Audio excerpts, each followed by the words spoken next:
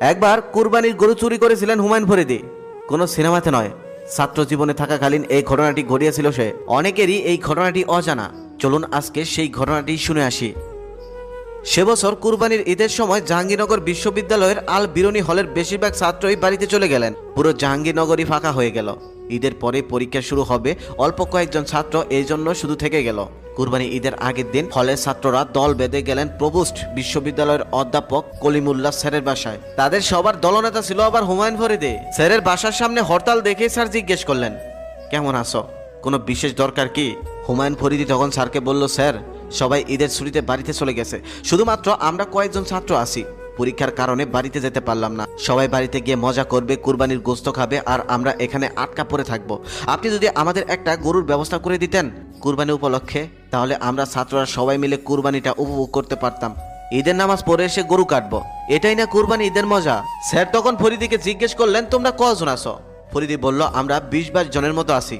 Sir তখন জবাবে বলল, তাহলে গরু কুরবানি দেওয়ার দরকার নেই, গরু লাগবে না। একটা কাজ করো, আমি একটা খাসির ব্যবস্থা করে দিচ্ছি, তোমরা এই খাসির টাকাটা নিয়ে গিয়ে একটা খাসি কিনে ফেলো। সবাই তখন ব্যর্থ মন নিয়ে স্যারের বাসা থেকে বের হয়ে আসতেছিল। ঠিক সেই সময় চোখ পড়ল স্যারের কুরবানির গরুর উপর। বাংলোর আঙিনায় বেঁধে রাখা স্যারের কুরবানির গরু। স্যার এবার কুরবানি দেওয়ার জন্য কালো একটা গরু কিনে বেঁধে রেখেছে। ফরিদীর চোখের ইশারাতেই তখন সবাই বুঝে নিল কি করতে হবে।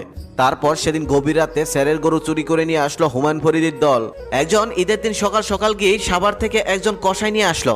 মুহূর্তেই সবাই মিলে সেই গরুটা কেটে ভাগ করে ফেলা হলো। গরুর গোস্ত হলো 60 কেজি। ফরিদী তখন সবাইকে বলল, 15 কেজি রান্না হবে, আর বাকি 45 কেজি রেখে দাও, স্যারের বাসায় পাঠাতে হবে। আর এদিকে কলিমুল্লাহ স্যার হন্য হয়ে গরু খুঁজতে লাগলো। এক রাতের মধ্যেই তার আস্ত গরু কিভাবে হাওয়া হয়ে গেল। এখন সে কুরবানি দিবে কিভাবে? কোথাও সেই কুরবানির গরু খুঁজে না পেয়ে স্যার চিন্তায় নিরুপায় হয়ে বাজার থেকে আরো একটি নতুন গরু কিনে আনলো কুরবানি দেওয়ার জন্য।